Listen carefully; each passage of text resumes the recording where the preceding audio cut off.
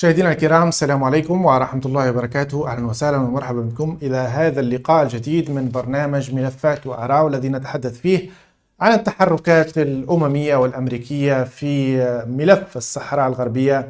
ستيفان دي مستورا، المبعوث الشخصي للأمين العام للأمم المتحدة، يزور الصحراء الغربية ويلتقي أيضا بمسؤولين في الرباط، ووفد أمريكي أيضا يزور الجزائر ومخيمات تندوف والرباط. فهل تحرك هذه التحركات الأمريكية والأممية المياه الراكدة في نزاع الصحراء الغربية؟ للإجابة عن هذا السؤال يشارك معي الأستاذ محمد ميار، الإعلامي الصحراوي، والأستاذ محمد سالم عبد الفتاح، رئيس المركز الصحراوي للدفاع عن حقوق الإنسان. أهلا وسهلا ومرحبا بكما ضيفي الكريمين من العيون، أيضا الضيفين الكريمين.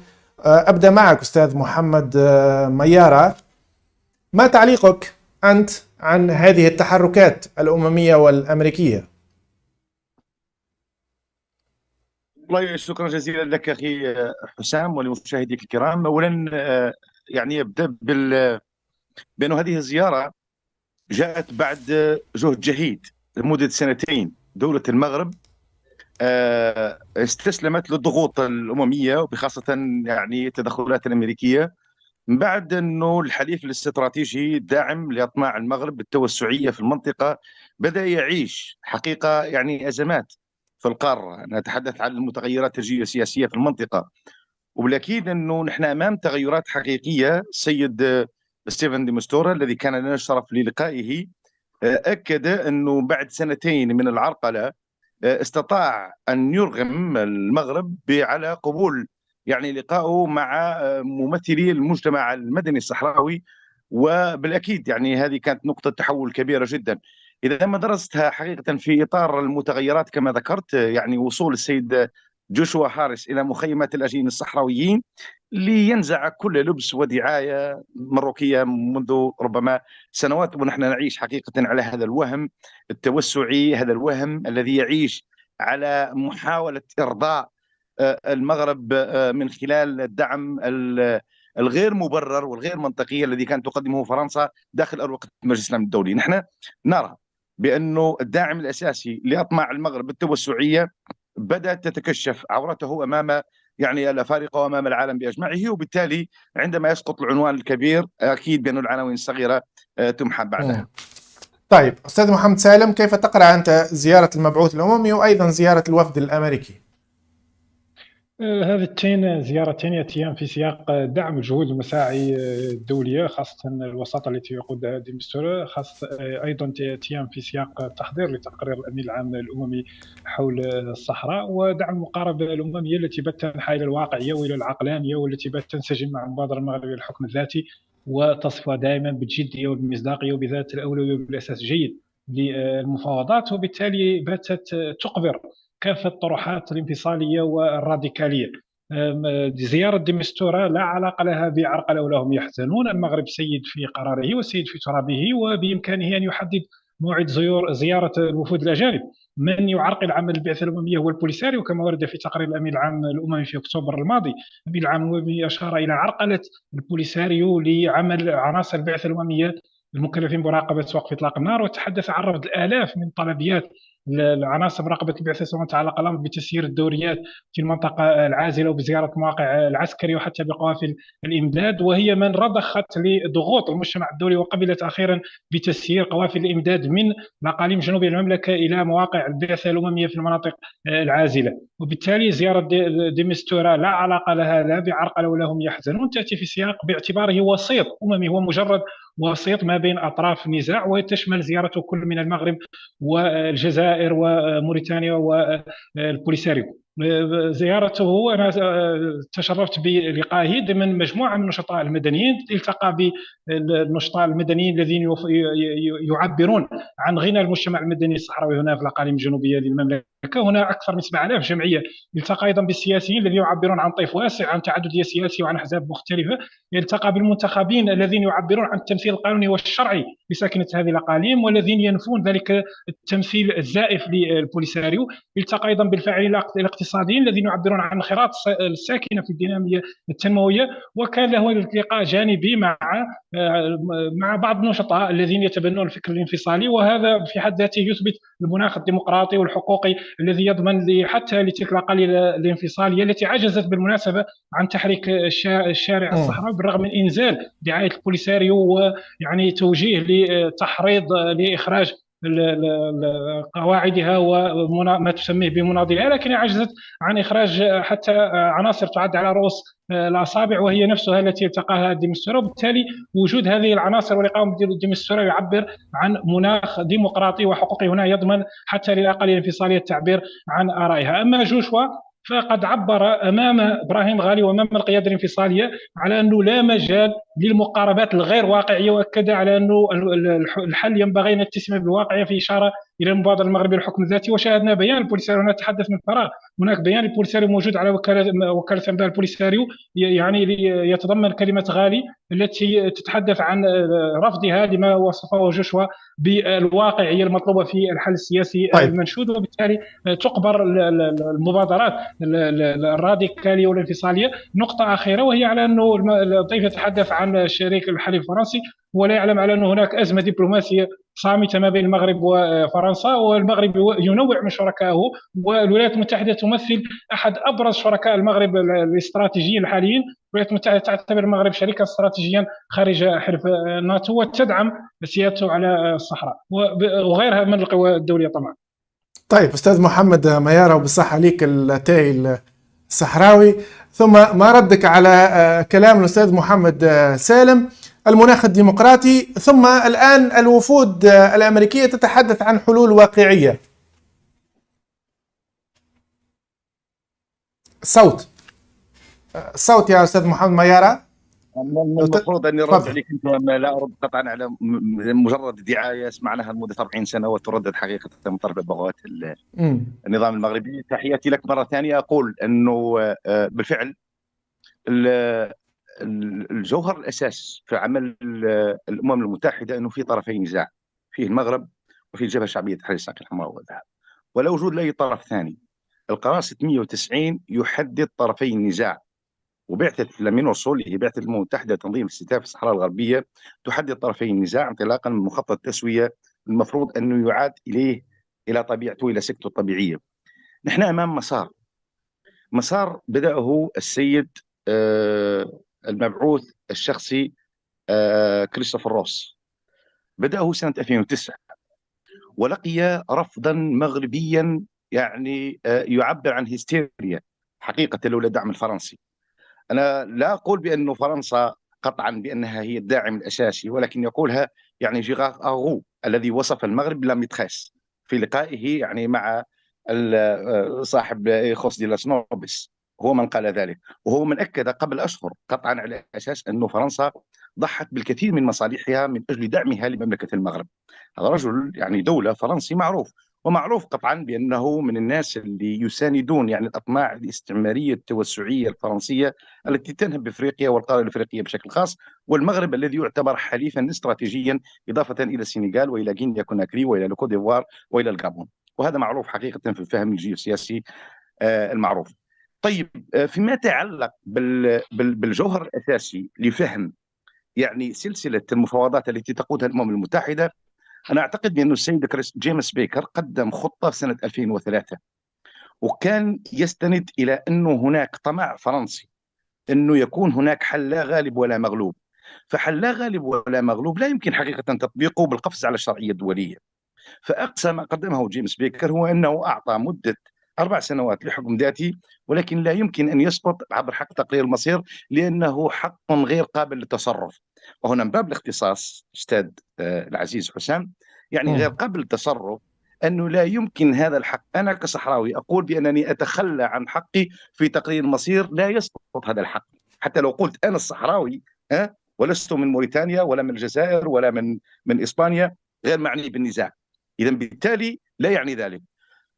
إذا الحق غير قابل للتصرف يعني في فهمنا للقانون الدولي معروف. إذا بالتالي هذا حتى نكون متفقين على أساسه.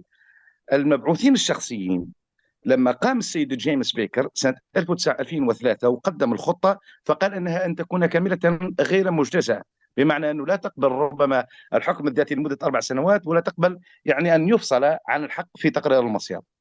وفي هذا الإطار أمام الرفض الفرنسي، لأن فرنسا تدخلت سنة 2004 وبدأت حتى تطرح في حلول تعجيزية، ولكن من أجل إطالة أمد معاناة الشعب الصحراوي. قانونيا لا يمكن لأي دولة من الدول العالم كلها التي تحترم القانون والشرعة التي اختطتها لنفسها سنة 1945 أن تقفز على ذلك الحق. من هذا المنطلق أعتقد بأن السيد كريستوفر روس جاء بمقاربة، وهو من مدرسة بنيوية، بمعنى أنه يعتقد أنه لا يجب أن يكون هناك حقا حلول إلا بأساليب وبطرق مختلفة. فحاول أن يفهم أن المشكل في مجلس الأمن الدولي، ومن ذلك حاول أن يشرك أطرافا فاعلة أخرى منها الاتحاد الأوروبي. الصحراوي اليوم يعني يمكن أن يزف خبرا قطعا في الأسابيع المقبلة سيكون هناك قرارا حاسما، ما أكدته قرارين سابقين أن المغرب والصحراء الغربية بلدان متمايزان ومنفصلان، وبار كونسيكونس وعلى إثر ذلك كل البضائع المنهوبة من الصحراء الغربية لا يمكن حقيقة شرعنتها. وبالتالي يعني طالما أن القانون المطبق في الصحراء الغربية هو القانون الإنساني الدولي، طالما أنها منطقة نزاع، فكل ما ينهب من الصحراء الغربية أو الاستيطان أو ارتكاب انتهاكات جسيمة تعتبر جرائم حرب وجرائم ضد الإنسانية. طيب، إذا كان السيد كريستوفر روس يعني أكد هذا المنهج وهذا المقاربة وسن هذه السنة بلقاء المجتمع المدني، هل المجتمع المدني يكون بديل عن الجبهة الشعبية تحرير الساقية الحمراء والذهب أو عن الطرف المعتدي اللي هو المغرب؟ لا، لأن هناك طرفي نزاع، ولكن إشراك الأطراف يعني المدنية هو من أجل مباركة حل. ملك المغرب والساسة المغاربة قالوا بأنه المغرب يرفض الحلول التي تساق في مكاتب مكيفة. ما الذي يعنيه ذلك؟ من سنة 2015، وبالتالي شفنا المغرب مارس نوع من العربدة السياسية ضد الأمم المتحدة، وهاجم السويد وهاجم يعني كل الساسة الذين مؤخرا أصبح يقول بأن الصحراء الغربية هي المنظار الذي ينظر به المغرب إلى بمصالحه. هل هناك دولة سيدة في العالم تعترف للمغرب بالسيادة على الصحراء الغربية؟ لا أبدا.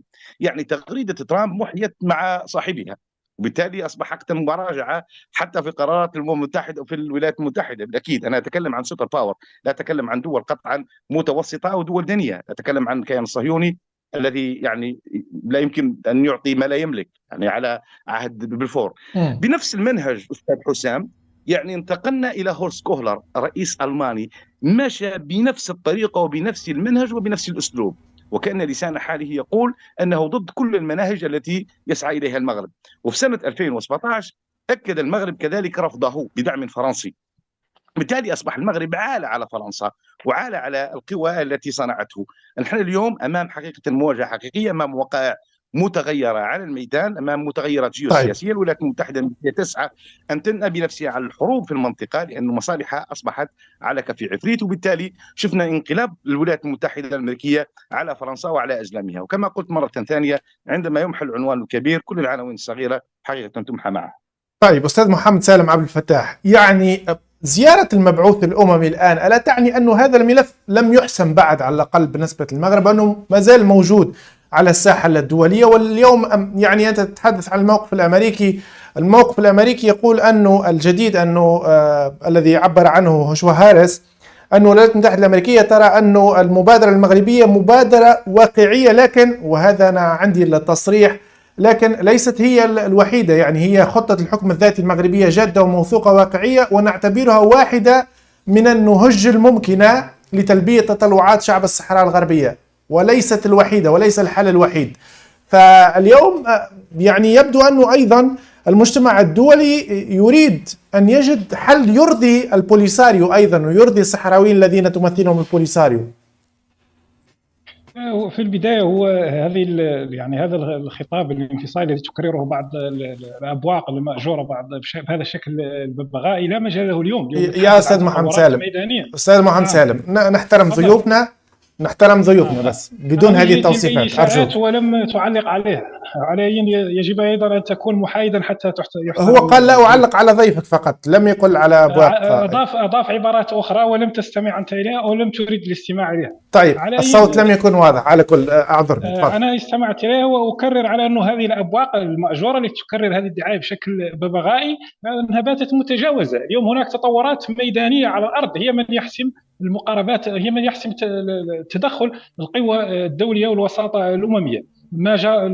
ما كان في بداية الألفية الثالثة وفي التسعينات القرن الماضي اليوم بات متجاوز، لأنه خطة السلام التي بنيت على الاستفتاء من عرقلها هي البوليساريو عرقلت خطة الاستفتاء بحكم إقحامها لعناصر مستجلبة من خارج الإقليم، من مناطق إما من دول الجوار موريتانيا والجزائر وحتى مالي وحتى من أقاليم مغربية أخرى من طنطان التي يعني من بينها بعض النشطاء الماجورين الذين يدافعون عن البوليساريو الآن.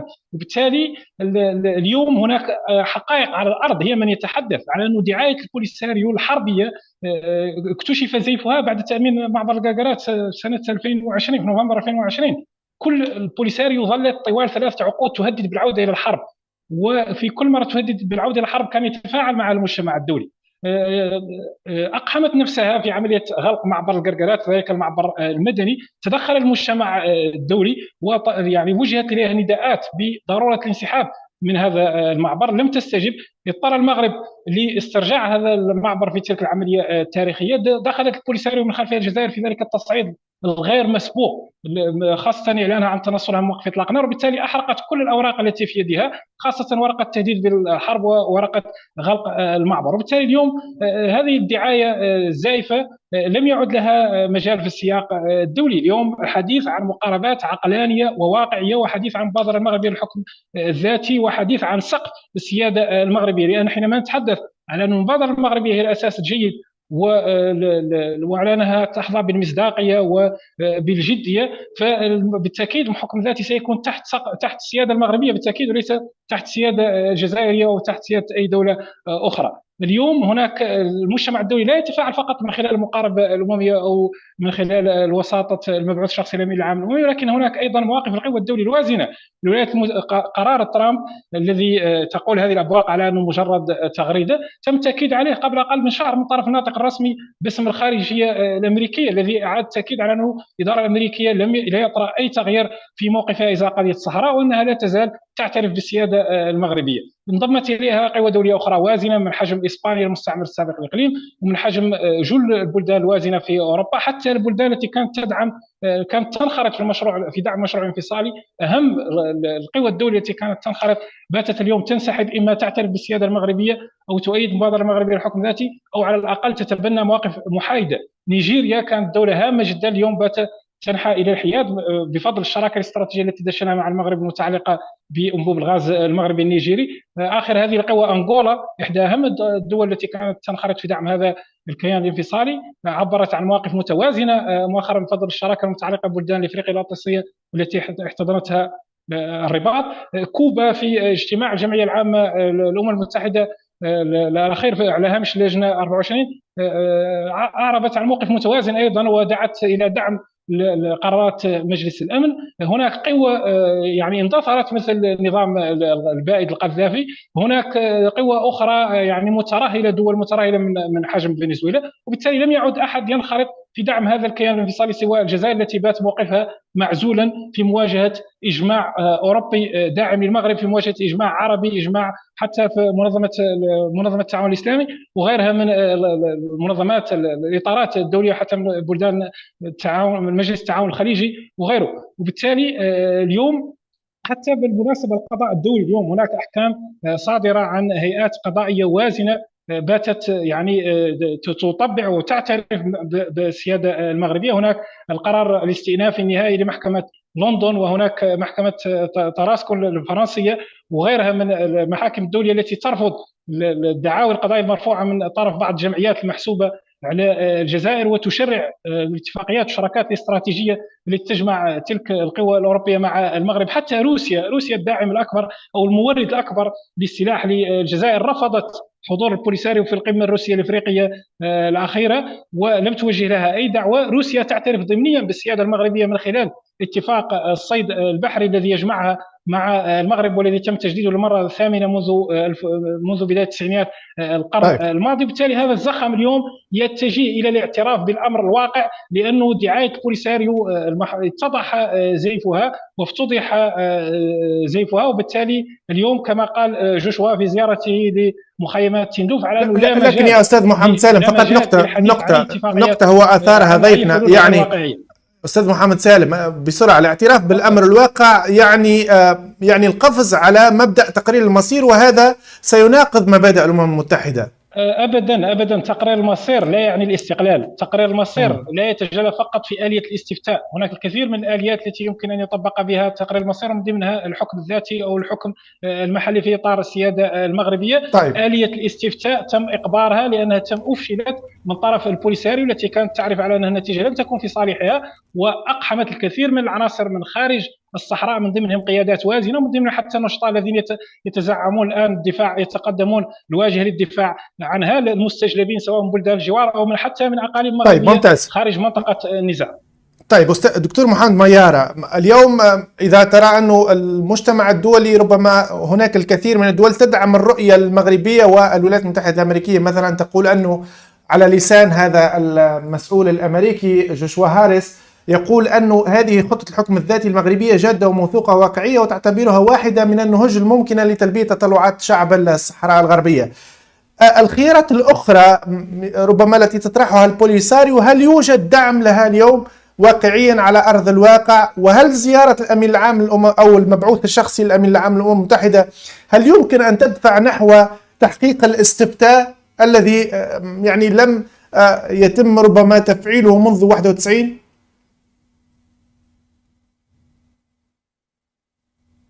أكيد أخي حسام، مرة ثانية نأكد لك أنه لقائنا مع المبعوث الشخصي للأمين العام للأمم المتحدة كان في مقرات بعثة الأمم المتحدة لتنظيم الاستفتاء في الصحراء الغربية.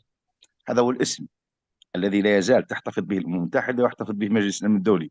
ولا علم لي بأن مجلس الأمن الدولي أزاح يعني هذه البعثة أو سماها بعثة لتنظيم شيء آخر.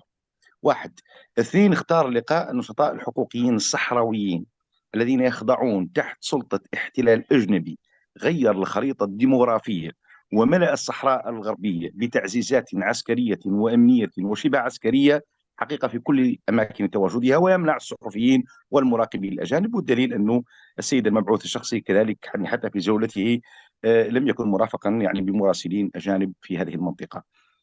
فيما يتعلق أساسا بالولايات المتحدة الأمريكية، أجدد التأكيد أن الولايات المتحدة الأمريكية الواقعية السياسية التي تنظر إليها كمدرسة يجب أن نفهم أنه تعي خطة بيكر نموذجا راعى المصالح الفرنسية، وقال بأنه يجب أن تكون هناك مرحلة انتقالية لتقرير المصير. وكما أسلفت الأخ حسام، حق تقرير المصير في إطاره الفلسفي لدرو ديفان يعني جاء على أنقاض الحق الإلهي للملوك، وهو حق مقدس في الأمم المتحدة. و80% من دول العالم كلها قررت مصيرها عبر حركات تحرر وطني، و17% قررت مصيرها يعني باستفتاءات لتقرير المصير. من جملة ذلك يعني الكثير من البلدان لا داعي لذكرها. وعندنا حالة واحدة التي قررت مصيرها عبر ما كان يسمى بالفري تشويس أو الخيار الحر، واللي يتحدث عنه السيد الدكتور بيدرو لايتي. وبالتالي يعني اجترار الخطاب الايديولوجي الفارغ تروتسكي اللي قادوا حزب الاتحاد الاشتراكي المغربي الذي يعني دخل تحت عباءة النظام، كان يريد أن يؤدلج المفهوم حق تقرير المصير. وعلى أي لا يعني لك صحراوي، لأنه حق تقرير المصير تم الاتفاق عليه بين طرفي النزاع، المغرب والجبهة الشعبية تحرير الصقيع الحمراء والذهب. كما تقول اللائحة 690 يعني مخطط تسوية الأمم الأفريقي، يكفي أنك بضغطة زر واحدة في كمبيوتر وتروح إلى لامينوسو وتشوف لي زوبجيكتيف أي أهداف الأمم المتحدة، وستجد أن هناك طرفين النزاع اللذان توافقان في أوت 1988 يعني، وقرر على أنهم يدخلوا في مخطط لتسوية الأمم الأفريقي الذي يفضي لحق تقرير المصير. طيب، جاءت الأمم المتحدة سنة 1991 وقالت بأنه هناك لائحة متفق عليها اللي هي إحصاء 1974. قال المغرب لا، أنا أريد استفتاء تأكيدي.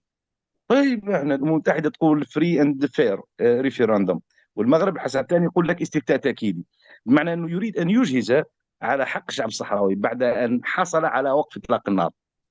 فبالأكيد أن الأمم المتحدة اسست ميكانيزم خاص سمته يعني لا كوميسيون ديدونتيفيكاسيون، اي اللجنه الخاصه بتحديد هويه من يحق لهم التصويت.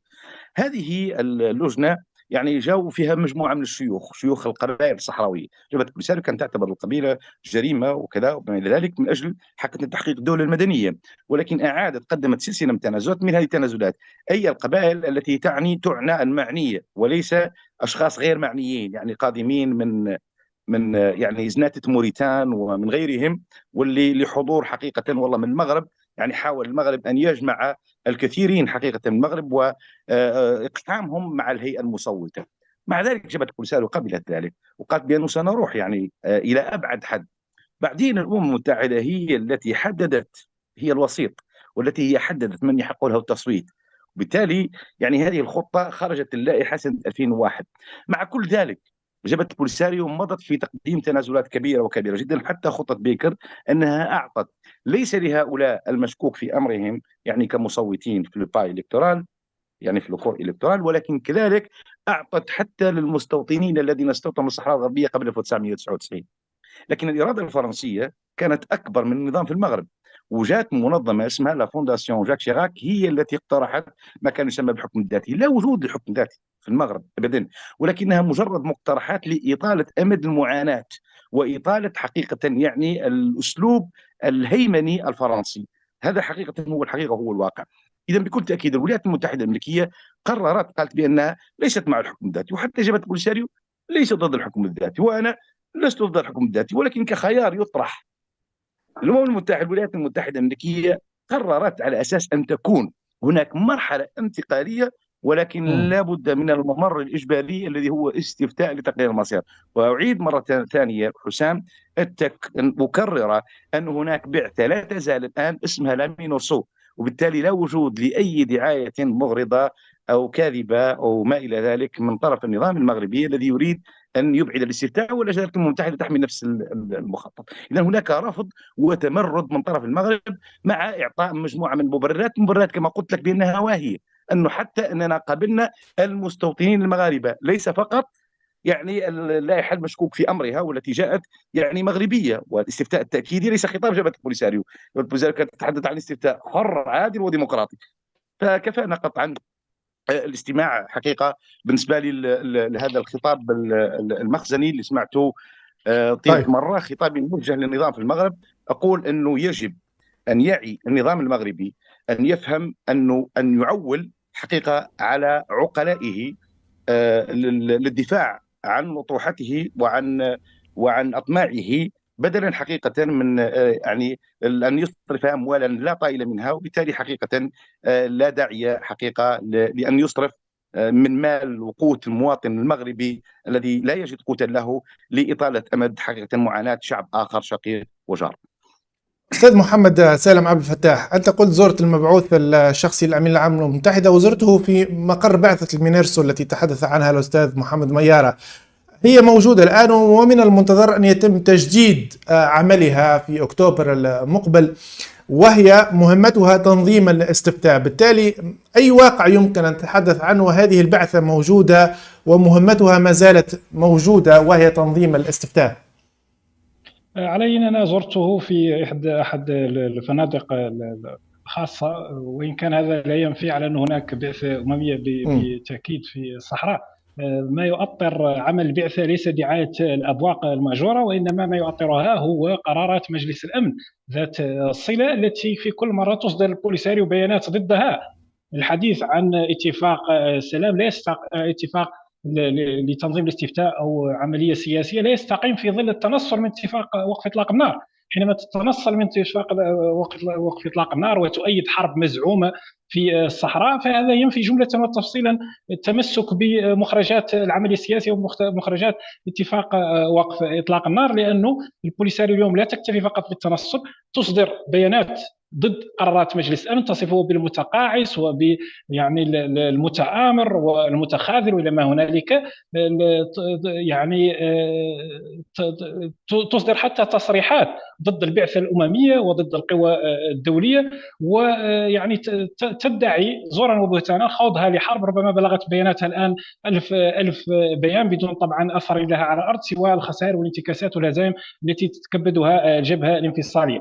الحديث عن القبليه وعن تنازلات، انا اعتقد على ان البوليساريو بنيت اساسا على المعطى القبلي وعلى تبني طروحات شوفينيه عنصريه قبليه قلبت من خلالها المجتمع الصحراوي، استهدفت المكونات الاجتماعيه الصحراويه من خلال استجلاب بعض العناصر من هوامش المجتمع، من فئات هامشيه في المجتمعات، مع الاحترام طبعا لكافه شرائح المجتمع، واقحمتها في في ديموغرافيا مخيمات تندوف، وحاولت اقحامها في عمليه تحديد الهويه، وبالتالي خرجت نتائج طاعون من طرف هيئه المينورسو نفسها التي اعلنت على انه هناك اكثر من 140 الف رفض للمترشحين لعمليه تحديد الهويه، وبالتالي لا يمكن اليوم يعني محاوله اثبار بعض الشعارات الرنانه على البوليساريو كونها تتبنى مشروع وطني وعلى مشروع مدني ولا ما هنالك. على العكس من ذلك، هو مشروع يعني متخلف، مشروع رجعي، مشروع اقصائي، مشروع استئصالي، مشروع عنصري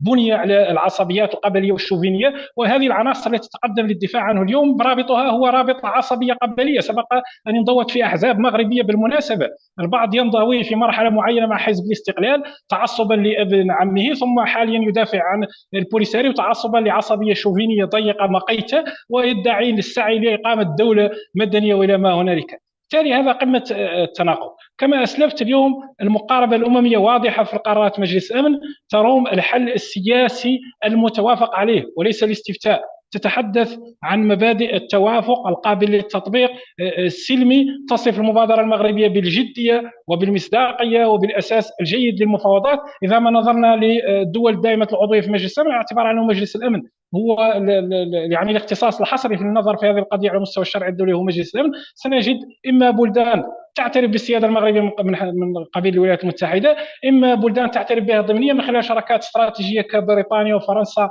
وحتى روسيا وحتى الصين، وبالتالي لا يوجد أي بلد في مجلس الأمن يعترف بهذا الكيان الانفصالي. حتى الشريك الأوروبي اليوم أكثر من 15 بلد من أهم القوى الدولية في الاتحاد الأوروبي باتوا يؤيدون المبادرة المغربية للحكم الذاتي، ولا يوجد أي بلد في أوروبا مثلا يعترف بهذا الكيان الانفصالي، وحتى عضويتها في المنظمة القارية الأفريقية التي كانت في سياقات تعود لحقبة الحرب الباردة وبموجب البترودولار الجزائري والليبي وزخم الحرب الباردة، باتت اليوم محل مراجعة، على اعتبار على أنه ما دمنا نتحدث عن الشرعية الدولية، على أنه اليوم قضية الصحراء تتأطر ضمن مبدأ احترام سيادة الدول واحترام وحدتها الترابية، وهذا الكيان الانفصالي من منظور أكاديمي، من منظور الشرعية الدولية، لا علاقة له بالكيانات الدولتية، وهو لا يتوفر على مقاوم الشعب، لا مقاوم السلطة، لا مقاوم الإقليم، هو مجرد جماعة مسلحة تقيم في دولة أخرى وتفتقر حتى للمقومات المكملة من قبيل المقاوم الاعتراف الدولي الذي بات اليوم يحسم لصالح واقع السيادة المغربية على الصحراء. طيب أستاذ محمد ميارة، يعني الاستفتاء هل ما زال هو الحل الواقعي اليوم بالنظر إلى تعثر إنجازه منذ سنة 1991؟ الصوت. والله أنا أعتقد بأنه قانونيا الاستفتاء هو الممر الإجباري كما ذكرت لك، أنه العودة إلى يعني كل المخططات. أنا أعتقد بأن الولايات المتحدة الأمريكية هي التي تشرف على هذا الحلول، ونذكرك أنه سنة 1997 طرحت الشخصيات من كبار الشخصيات الأكاديمية والوجوه المألوفة في الساحة السياسية الدولية، يعني ريتشارد هولبروك مهندس اتفاقية دايتون، وجيمس بيكر، وجيمي كارتر، وراسي المزاد انذاك على السيد جيمس بيكر الذي خاضها منذ سنة 1997 حتى سنة 2003، واللي قدم خطة كاملة متكاملة. إذا قدم كذلك مشروع اتفاق إطار، ولكن رفض لأنه يتنافى مع القانون الدولي. إذا كانت فرنسا تريد أن تحرج يعني الوسيط أو المبعوث الشخصي بأحرى، هذا هو التسمية القانونية آنذاك، فيعني رفض رفضا باتا، انه بالتالي السيد جيمس بيكر كان يعي انه لا يمكن حق القفز على الشرعية الدولية وعلى القانون الدولي، وبالتالي يعني مزج بين الشرعية الدولية التي لا تسقط بأي لا بالتقادم وغير قابل للتصرف كما ذكرت لك أخي العزيز. أنت تفهم القانون أخي حسام بشكل كبير. أنا أعتقد على أساس أنه ممر إجباري في آخر المطاف. اليوم مع مرور الزمن من سنة 2009 صعد المغرب كذلك لكل المبعوثين الشخصيين، واللي كانت أزمة عنده مع المبعوثين الشخصيين. إذا لم تكن عندها أي يعني أزمة لا مع السيد كريستوفر روس ولا مع السيد هورست كولر، واللي عرقل جهودهم معروف، يعني الجهة المعروفة المغرب. والأكيد بأنه حتى المغرب رفض ستيفن دي مستورة منذ تعيينه، وبالتالي حسب ستيفن دي مستورة وعلى لسانه قال بأنه لمدة سنتين وهو يرفض يعني حقيقة أن يزور المنطقة إلا أن يلتقي مؤسسات المجتمع المدني الصحراوية وليست مؤسسات المجتمع الكرتونية المغربية بكل تأكيد. إذا كان المغرب يزعم ما يقوله في دعايته النظام المغربي أنه الصحراويين يعني يعيشون أحرارا وما إلى ذلك، فلماذا يخشى يوم ديمقراطية أن يعطي ل10 صحراويين حقيقة الكلمة؟ بالتأكيد مسألة السيادة في القانون الدولي أخي حسام محسومة، لأن الشعب الصحراوي هو السيد. مسألة الإدارة لا بويسونس ادمينسترونت هي لإسبانيا. المغرب له إدارة ديفاكتو، الادمنستراسيون ديفاكتو، إدارة أمر الواقع. المغرب لا يملك أن يغير من طبيعة تغيير الخريطة الديمغرافية ولا استنزاف الثروات الطبيعية، واعتبر ذلك ما ذكرت بأنه جريمة ضد الإنسانية. وهو الباب الذي سيفتح حقيقة في الأشهر المقبلة. أنا أعتقد أن دعوة الأمين العام للأمم المتحدة إلى الرئيس الصحراوي الأمين العام لجبهة بوليساريو للحضور حقيقة إلى الأمم المتحدة في أكتوبر المقبل، أعتقد بأنها رسالة كذلك واضحة وضوح الشمس. وأعتقد بأن المتغيرات الجيوسياسية في المنطقة أعطت للصحراويين وأعطت لحلفائهم، بالمناسبة حلفائنا كثيرون، حلفائنا هو النظام العسكري في جنوب أفريقيا الدكتاتوري الذي يدعمنا والذي كان يقوده ربما المجرمون نيلسون مانديلا وديزموند توتو وتابو مبيكي، الذين يفخرون حقيقة بدعمهم للقضية الصحراوية وبعدالتها من منطلق يعني التاريخ المشترك والنضال المشترك ضد نظام الابارتايد في جنوب افريقيا وغيرها كثير. نعتقد بانه تمسح الدكتاتوريات، واخر دكتاتور هو دكتاتور الغابون اللي هو عمر بونغو. الدكتاتوريات عندما تمسح والانظمه العميله لفرنسا عندما تمسح حقيقه فرنسا الافريقيه بكل تاكيد، التي تقر للمغرب علاقات يعني استراتيجية تعيش يعني في خنوع وفي خضوع وفي خدمة المصالح الاستعمارية. المغرب كذلك يستعين بالكيان الصهيوني. إذا بالتالي لماذا اليوم المغرب يحاول أن يضغط على الكيان الصهيوني؟ هل لأنه عجز عن إيصال فكرته للولايات المتحدة الأمريكية وضغط ممارسة مجموعة من الضغوط لوقف الضغوط الممارسة عليها والتي يقودها يعني جوشوا هاريس كما أسلفت أخي حسام؟ أعتقد بأنه المستجير بعمر في كربته كالمستجير من الرمداء بالنار.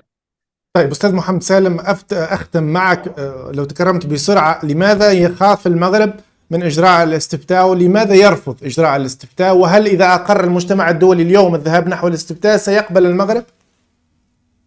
أنا أعتقد أن هذا السؤال سبق أن أجبت عنه، تحدثت عن العراقيل التي جبهت بها هذه المهمة. لكن صحيح أنت حدثت عن العراقيل، لكن الآن كما قلت أن المينرسو ما زالت موجودة، سيتم تجديد بعثتها يؤطرها قرارات مجلس الأمن التي تتحدث عن مراقبة وقف إطلاق النار وتتحدث عن حل سياسي.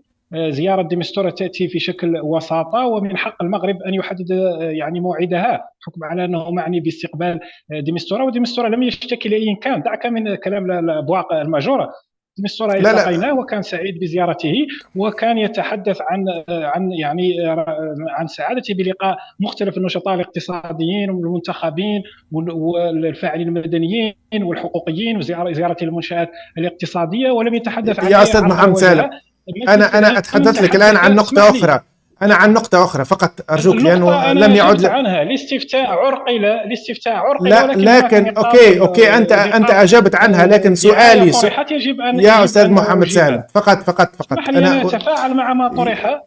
أرجوك فقط، أنا أريد أن أفهم شيء وبعدين سأعطيك. أريد أن أفهم شيء. إذا المجتمع الدولي اليوم قال أنه لابد من الاستفتاء، هل ستقبل به المغرب؟ المجتمع الدولي سيقول كلمته في مجلس الأمن، في قرارات مجلس الأمن كما قيلت في السابق. وقرارات مجلس الأمن تتحدث عن حل سياسي توافقي تفاوضي قابل للتطبيق سلمي إلى غير ذلك من التوصيفات الواقعية والعقلانية، وتشيد بالمبادرة المغربية للحكم الذاتي. والاستفتاء يمكن أن يكون آلية لتشريع هذا الحل السياسي التفاوضي الواقعي على أساس مبادرة المغربية للحكم الذاتي وتحت سقف السيادة المغربية. أعتقد، دعني أعلق على هذه المغالطات التي تطرح. آخر من يحق له الحديث عن الديمقراطية هو أبو عقل بوليساريو، لأنه أنت تتحدث عن تنظيم ستاليني تحكمه عصابة من المجرمين المتابعين القضاء الدولي بتهم جنائية، تهم القتل والاغتصاب، ويسيطرون على قرار البوليساريو منذ 5 عقود، ولم يسبق أن يحتكموا لأي شكل من أشكال الاستشارة الشعبية، ولم يسبق أن يحتكموا لصناديق الاقتراع. اليوم هنا في الأقاليم الجنوبية للمملكة هناك تعددية سياسية، هناك عملية سياسية، هناك منتخبون. تضمنت تقارير الأمين العام الأممي إشارات حول هذه المحطات الانتخابية التي شهدتها هذه الأقاليم، ويمثلون يشكلون التمثيل الشرعي والقانوني لساكنة هذه الأقاليم. وبالتالي لا مجال للمقارنة بين حركة ستالينية استبدادية تحكم بقوة. أستاذ محمد سالم، أنت الآن تتحدث عن أشياء، أنا شخصيا لا فقط جانبية سمحت بطرحها لا علاقة. لحظة أنت تسوق الآن تهم، لكن الأمين العام سيلتقي بإبراهيم غالي المبعوث فقط اسمح لي المبعوث الأمريكي يلتقي بإبراهيم غالي. إن كان بهذه الصفات لماذا يتعامل معه المجتمع الدولي؟ إبراهيم غالي طرف بصفته طرف، والمبعوث الأممي مجرد وسيط ويلتقي بأي كان. بوليساريو طرف في النزاع لا أقل ولا أكثر، لا علاقة له بتمثيل الصحراويين. الأمم المتحدة لم يسبق أن قالت أن البوليساريو تمثل الصحراويين، تتعامل معه كطرف من بين أطراف أخرى. التقى اليوم بوزير الخارجية بوريطة، وسيلتقي غدا وبعد غد بوزير الخارجية الجزائري، وبعد ذلك بوزير الخارجية الموريتاني. هذا لا يعني أن أحد هؤلاء الوزراء يمثلون الشعب الصحراوي كما تدعي دعاية البوليساريو. البوليساريو تعامل مع الأمم المتحدة كطرف معني بهذا النزاع من بين أطراف أخرى، والأمم المتحدة تتعامل معه من منطلق قرارات مجلس الأمن التي تتحدث عن الحلول الواقعية والعقلانية وتتجاوز الحلول المقاربات الراديكالية الانفصالية. طيب أستاذ محمد ميارة، يعني الحلول الواقعية يا أستاذ محمد ميارة، يبدو أن المغرب تجاوز مسألة هذا الاستفتاء الآن.